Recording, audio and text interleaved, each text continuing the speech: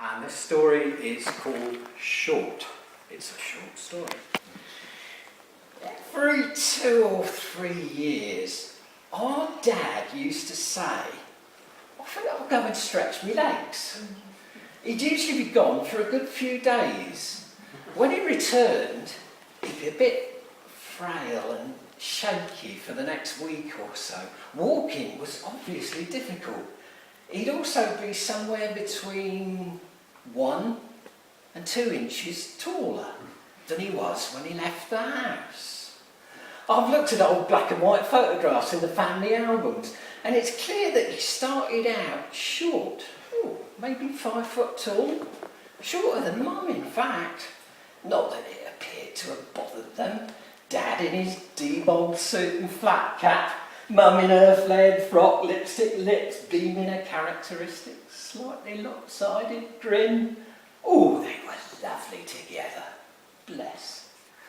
We didn't really notice it when we were little. Grown-ups are big, that's all you know. Some of them are taller than others, but you don't keep a track of their size because they're supposed to have stopped growing. Except our dad, that is. It was my brother Al that first cottoned on. He's always been the observant type as our Al.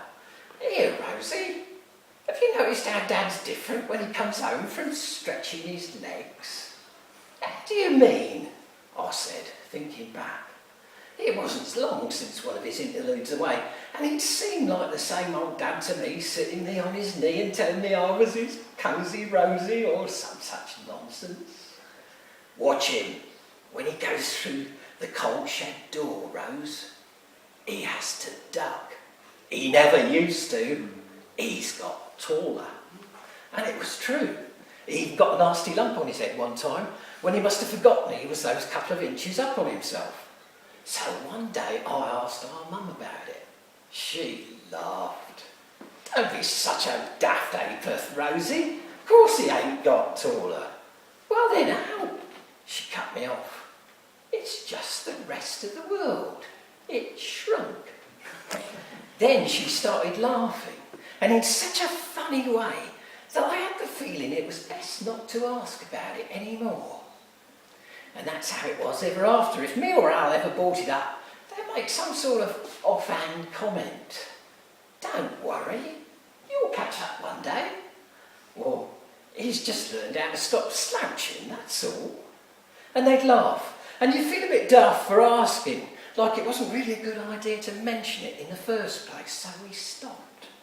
And besides, we forgot all about it for a while because the next day, after that little chat, our dad came home with his first ever car. Vauxhall Viva it was, very nice shade of blue. Soon we were going on outings to the countryside. Almost every weekend it seemed like. The seasons all rolled by a few more times, and then one day we were all having breakfast and Dad announced, I'll be off again today, stretching my legs. And then he gave me and Al a look as if to tell us, don't you dare go asking your Mum any awkward questions, either of you. We got the message. I wasn't sure our Al was that interested by then. Anyway, he was in his teens, and you know what boys get like at that age. So I was a bit surprised when later that morning he said to me quietly, it's happening again, Rosie. Let's keep an eye on Mum tonight, see what she gets up to. As it happened, Mum had the sewing machine out. That wasn't unusual in itself. She still took a lot of pleasure and pride in making clothes those days, even with Dad telling her that hard times were over and she needn't really bother. She'd sit there for hours, whirring along, taking the occasional sip from a brandy and ginger ale, home service on the radio, happy as a lark.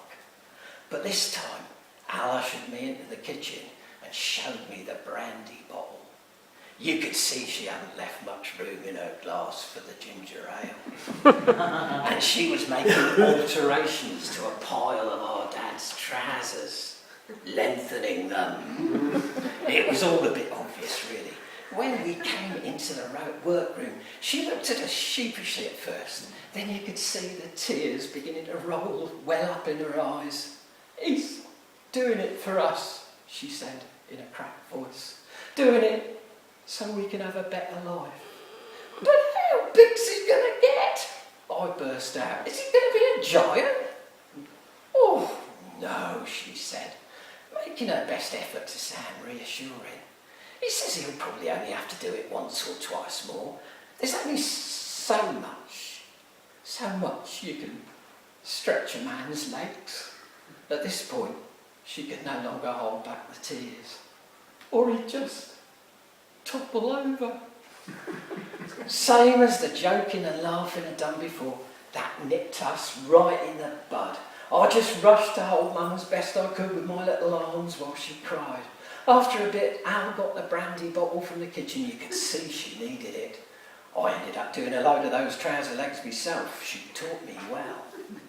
When Dad returned, treading very unsteadily, supporting himself with a pair of walking sticks, he knew straight away that he wasn't the only one who'd changed. Me and Al, we'd both grown up a little too. The last time he got it done, it was different. For a start, he told Mum not to bother with any alterations. When he got back, he'd be buying himself new trousers from a tailor. A lot of other things were different too. We moved from the old terraced house where me and Al were born to a posh, secluded place right on the edge of town. It was so big that our Mum took on a lady to come in and do for her. Our Dad, he bought himself a Mercedes and he looked proper swanky, sat behind his chauffeur in these handmade suits he'd taken to wear him. And holidays, well, Weymouth Sands on a dry day was once our idea of paradise. Now we were jet setters, globetrotters, whisking off twice a year to the most exotic and exclusive resorts you could imagine. It wasn't all sweetness and light though. Mum seemed to get more and more stressed out as the years went by, and if it wasn't for the Valium, I don't know how she'd have managed. What was it? Me and Al used to talk about it sometimes. Same thing that had brought her to tears that night we'd gone in to see her at the sewing machine, we reckoned. But it was obvious she didn't want to talk about it. The last time, it took nearly a couple of months before he could walk again. He had physiotherapists coming in daily and everything. He was just short of 6'6" tall. The first time he stood up, he looked magnificent for the minute or so before he had to sit back down in his wheelchair. But I'll say this for him, he was determined. He was going to get himself walking again and nothing was going to stop him. And so it was, one day, a few weeks later, he came into the living room where I was sitting on my own, reading Vogue. "Rosie," he said. I was in my late teens then. I wasn't his cosy Rosie anymore. I was quite the little lady. "Rosie, why don't you and me go out for a nice walk, eh?" Well, I thought he was up for something therapeutic, like a stroll in the country, but no. The chauffeur took us to the business district of town. The parking space where we pulled up was exclusively reserved for our Dad. But we didn't go into the office block where he worked, not straight away. We just ambled around. Even though he still needed a walking stick, he'd got himself this beautifully carved cane with pearl inlays. He had this overwhelming dignity and grace about him, which everyone we passed or met seemed to recognise. A lot of them knew him. They greeted him warmly and it was always either Sir or Mr. Jeffcourt. As we approached the shopping centre, there was this little tobacconist we went into. The proprietor greeted Dad like he was an old friend, a fellow connoisseur of the finer things in life. In this case, cigars in fragrant wooden boxes. When Dad had made his selections, the manager insisted they were complimentary and wouldn't charge him. Outside he handed me a wad of notes, gave me a wink and gestured towards an extremely fashionable shoe shop just down the street. "See you back here in an hour, eh?" I was getting the point. Once we'd met up again, we did a quick tour of his place of work, where, guess what, everyone seemed to think it was the bee's knees. After that, it came as no surprise to me that we ended up in a lavish restaurant eating stuff you only see on those TV chef programmes. Did it hurt, Dad, I said, when they did what they did to your legs? He shrugged.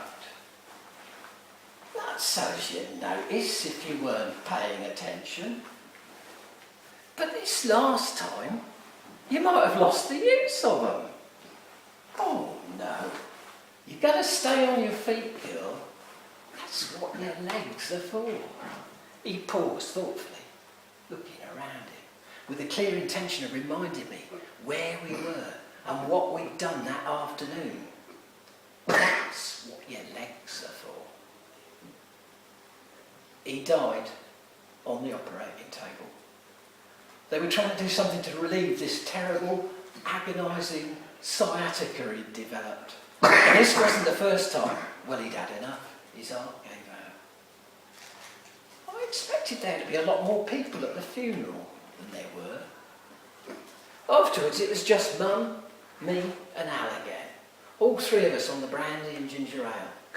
And finally, late in the night, when we'd all been telling some of our secrets for a while, we asked her, what was it, just as our dad was going up again, that had brought her so far down?